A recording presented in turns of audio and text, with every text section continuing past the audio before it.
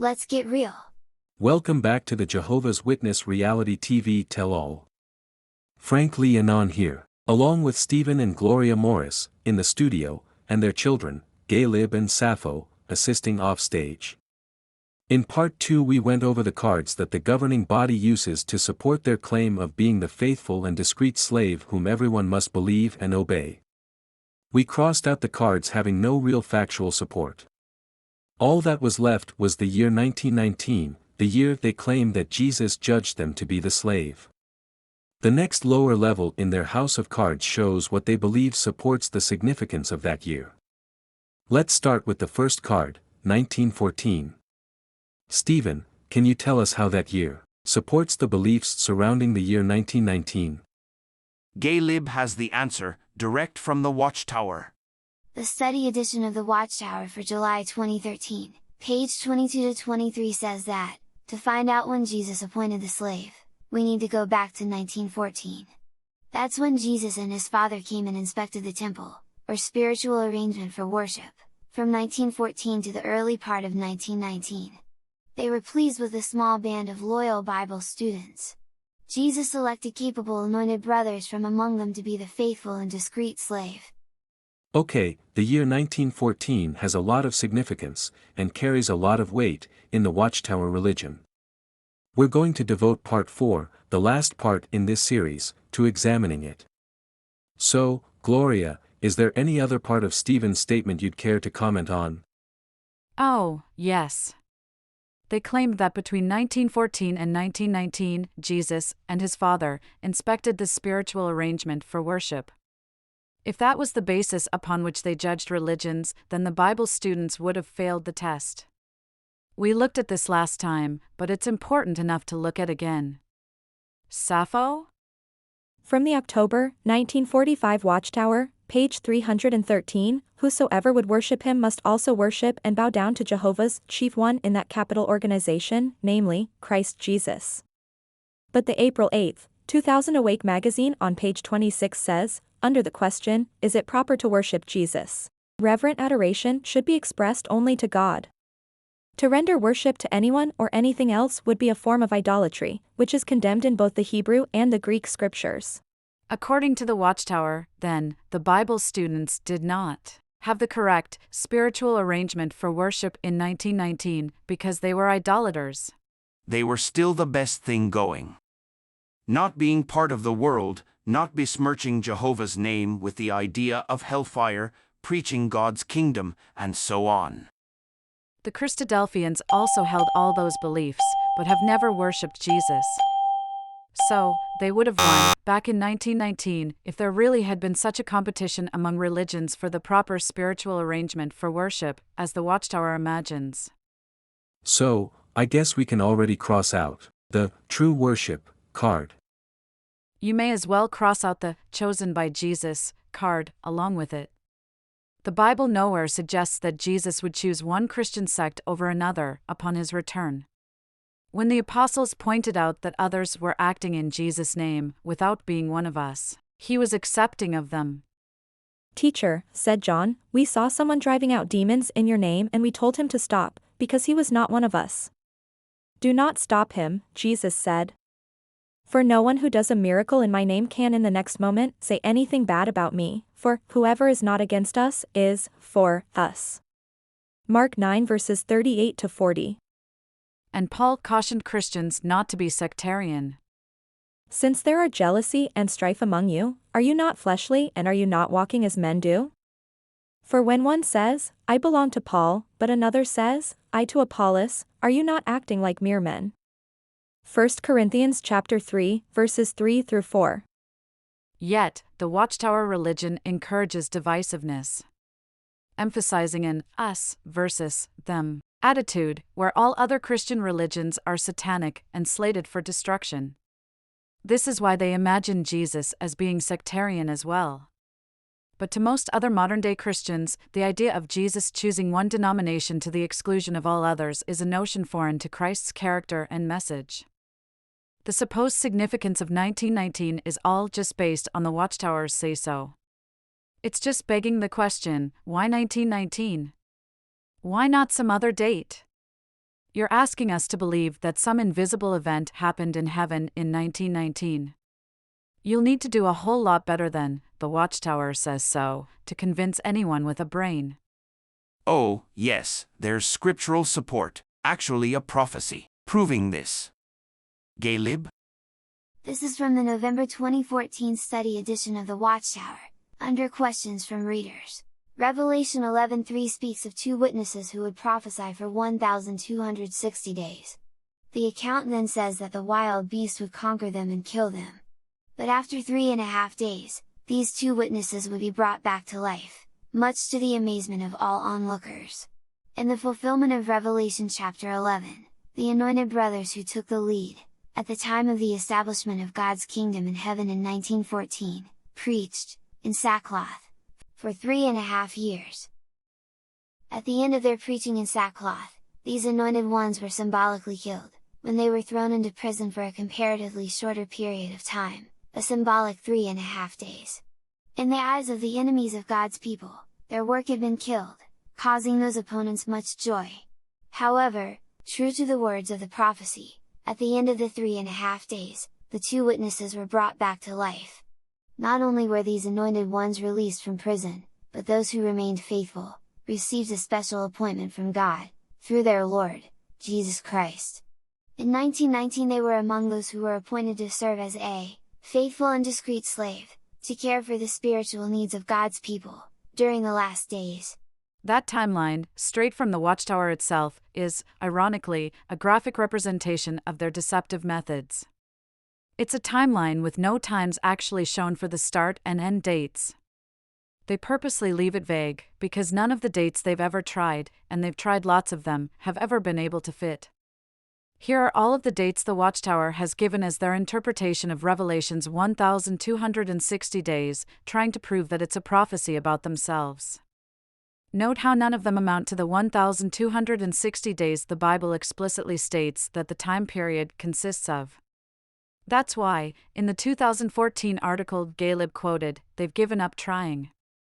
Instead, they give us this chart with the dates purposely left blank, and hope that no one actually tries to figure out how any meaningful dates could possibly fit into the timeline. Let's improve their chart, remove the extraneous, add some dates, and see if we can possibly make their idea work. The Bible says that the two witnesses prophesied for 1,260 days. Not 3.5 years, or 42 months, as the Watchtower tries to reinterpret it.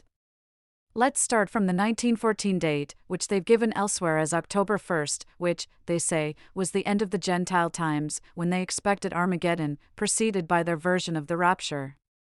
Their disappointment over that date began their sackcloth prophesying. We base this on their own words.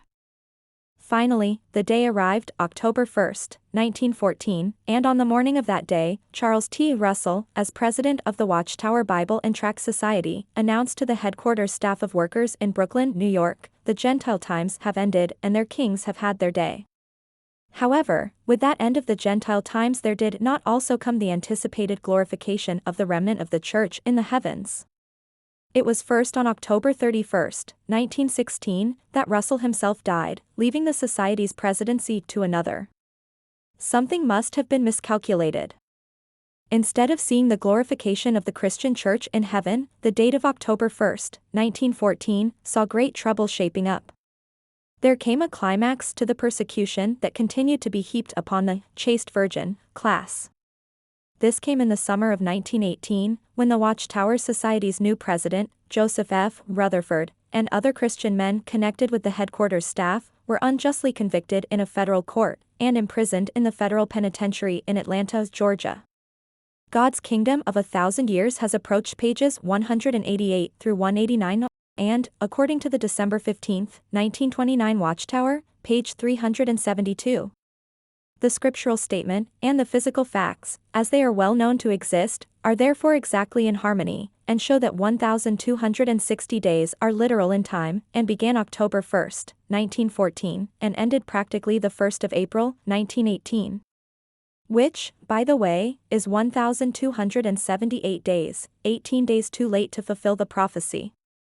According to the Watchtower, the symbolic killing of the witnesses corresponds with their being arrested and imprisoned. That should be easy to prove. 1,260 days from October 1st, 1914 is March 14th, 1918. But nothing significant happened on that date.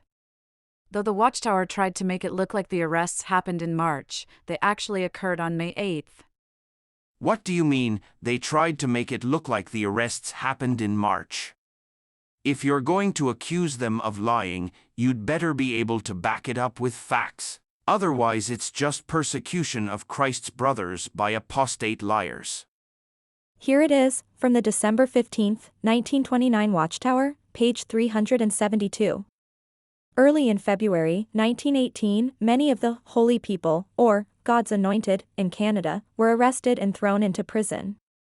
In the same month, the books of account and private papers of the Society's office at Brooklyn headquarters were seized. A few days later, the officers of the Society at Brooklyn were arrested. A few days after February would be early March, and as we've seen, March 14th could fit the timeline. But the actual date of their arrests in Brooklyn was May 8th, as is verified by newspaper reports of that time, and later admission in Watchtower publications. May 8th is not a few days after February, as Rutherford claimed, but a couple of months later. So, this was deception on the Watchtower's part, designed to insert themselves into the Bible. If they really had been prefigured in the Bible, such subterfuge would not be needed. So, Stephen, I think you owe your wife an apology for having called her a liar. Why? She's proven her statement about the Watchtower, trying to make it look like the arrests happened in March. Oh, no. They weren't lying, they just made a mistake, is all. They just got a date wrong. So what? He got the date of his own arrest wrong. By a couple of months. And wrong in such a way that it just coincidentally happened to align with the timeline he was trying to apply to himself? What do you take us for, Dad? Utter fools or complete idiots? Well, I've been known to forget a dental appointment, or, as my wife would be quick to tell you, an anniversary. But, if policemen ever came and put me in handcuffs and hauled me off to be booked and jailed, I don't think I could ever forget that date. It's also important to point out that using the actual arrest date of May 8th loses any connection to the 1914 date, leaving a question mark as to when the time period began. It would have been November 25th, another date with no significance. If, instead, we try to keep the October 1st date, then the time period gets stretched to 1,315 days, which is 55 days too late, and so, loses any connection to Revelation's 1,260 days, which we'd have to cross out. Also note that using these dates renders the 3.5 days a period of 321 days, making the symbolism a day for 91.7142 days, which makes no sense. If, instead of their arrest date, being thrown into prison marked the end of the 1,260 days, and the Watchtower tells us they were put in prison on June 20, 1918, then we can count backwards 1,260 days to the start, which is January 7, 1915, another date of no significance, and one that is nowhere near October 1, 1914, and is not even in the year 1914, as their interpretation requires. And, using this date, the symbolic 3.5 days would be 279 days long, which means that each of the symbolic days symbolizes 79.7142 days, which is absurd. Who would ever use 3.5 days to symbolize 279 days when it's not evenly divisible? The long and short of it is, it's impossible to assign a significant date to both ends of the 1,260-day time period. You can align one end, or the other, or you can stretch the time period beyond the 1,260 days to make both ends significant, but then you lose any connection with the vision in Revelation, which explicitly mentions the number of days. Any way you look at it, or try to fudge it, anyone can see that it just doesn't fit. Yeah, and if the vision in Revelation is supposed to be about the faithful slave, why does it use 2 witnesses? If it said, the slave, then they might have a little bit of plausibility. but otherwise I can't see where these verses in Revelation have any bearing on the faithful and discreet slave. The latter was a parable, and the former was a vision. They really have nothing to do with one another. Right, so not only is it the case that none of the dates correspond, it's also clear that none of the symbolism of Revelation can be matched with the events surrounding Rutherford's imprisonment and release. Now that you've brought up his imprisonment and release, let's address that card, captive and released. You know, it has always struck me as the height of hubris when people claim that the Bible is somehow about them, personally.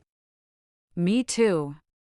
We must remember that this whole religion is based on the megalomaniac Rutherford, who saw his imprisonment and eventual release as something so earth-shatteringly important that God inspired the writer of Revelation to see and record a vision of it 2,000 years in advance. Let's put that in context. 6 million Jews were killed in the Holocaust about 25 years after Rutherford's imprisonment. Around 1,900 Jehovah's Witnesses were also murdered by the Nazis. Both, according to the Watchtower, were God's chosen people. But God didn't bother to put any vision of that tragic, world-changing event in Revelation. Instead, he chose to detail the incarceration of Rutherford and 6 other members of the Watchtower organization and their subsequent release some 9 months later. That makes no sense at all. No, it doesn't. Besides, their imprisonment could hardly be likened to the killing of the 2 witnesses in Revelation. In his letter from prison, Rutherford wrote that the work would continue unabated. The Watchtower will continue as long as the Lord permits. The editorial committee will remain the same, each having a proxy to act for him at the office. Considerable manuscript is on hand and ready for publication. The vice president and board of directors are managing the work at Pittsburgh. The work did, in fact, continue. I don't think a single issue was missed during the imprisonment. Hardly what one could honestly call killing the work. And that brings us to the preaching increase card. Yes, there was an increase in preaching after Rutherford's release from prison, including massively attended conventions where important new truths were revealed. It shows how Jehovah was blessing this group, and so proves that they were chosen to be the slave. No, it doesn't. People had been reading and conjecturing about the meaning of Revelation for 2,000 years. Its dramatic, bloody symbolism was expected to have worldwide effects. Instead, the Watchtower insists that the 7 great plagues, described in Revelation, were prefiguring the conventions held by Rutherford's group in the 1920s. Other movements were also increasing in the 1920s, and, for better or worse, they are the ones that left their mark on history. According to the University of Southern California's Center for Religion and Civic Culture, this period of ferment also included profound cultural conflict, as populations adjusted to the rapid changes occurring around them. The 1920s saw the rebirth of the Ku Klux Klan, the rise of a fundamentalist Christian revival centered on race, gender norms, and resistance to science, and the ascendance of communism and fascism in Europe.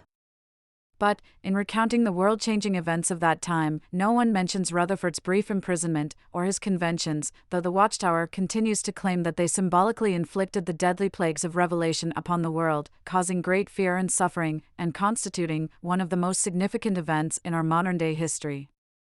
The Watchtower likens their capture and release as having been prefigured by Israel's captivity and eventual liberation from Babylon, which resulted in a purification of them. But, in my research, I found that the Watchtower religion hadn't changed at all after their release in 1919. They still worshipped Jesus, still displayed the cross on the cover of the Watchtower magazine, still celebrated birthdays, Christmas, and ate blood.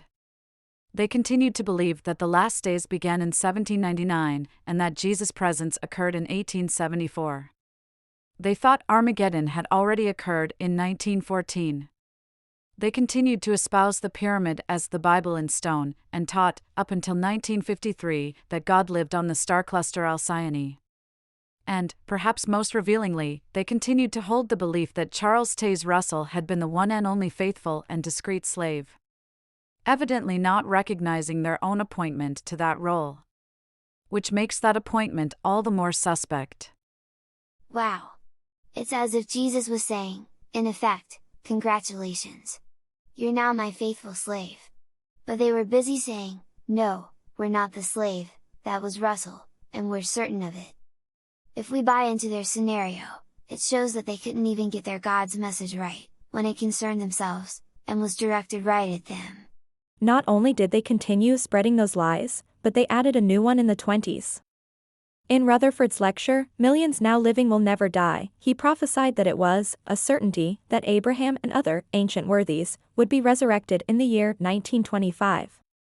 A date, he claimed, that was even more certain than 1914. Even the title of that lecture, Millions Now Living Will Never Die, was a false prophecy. There aren't millions of people still alive from 1920. I did a Google search, and according to UN estimates, there are only about 500,000 people, aged over 100, in the world today. But there'd have to be at least 2 million to make his prophecy true. So, pointing to an increase in preaching hardly matters if what you're preaching isn't the truth. And this is exactly the case, according to their current understanding. After all, communism and fascism also had major increases at that time, and they left a massive mark on history and the shape of the world today. Rutherford's group? The world in general is blissfully ignorant of these events of a century ago. And, if made aware of them, shrugs them off as inconsequential, as the intervening years have amply proven. Besides, the conventions of the 1920s were mostly just book drives, pep talks designed to spur his followers into selling his books. Books that no one today reads or thinks of as the truth. So, why would it have been important to God to get Rutherford's words out to the public? In fact, the Watchtower teaches that Revelation chapter 12 prophesied their 1922 Cedar Point, Ohio convention because it was held 1,260 days after Rutherford's release from prison. That's the convention where he announced his new slogan to advertise, advertise, advertise the King and the Kingdom. Which, of course, meant, go out and sell my books and get subscriptions to the Watchtower. This, they teach, is what God meant when he inspired the writer of Revelation to depict a 7-headed red dragon attacking a pregnant woman and being hurled to the earth by Michael the archangel, even though the Watchtower teaches this event happened in 1914, and the woman flying away to the wilderness, evading a river of water spewed forth by the dragon and swallowed up by the earth. Incredible. That leaves 1914 as the sole support of the 1919 date, which, in turn, is the sole support of the governing body being the faithful and discreet slave. In Part 4, our final episode of the Tell-All, we will examine what support the 1914 date has.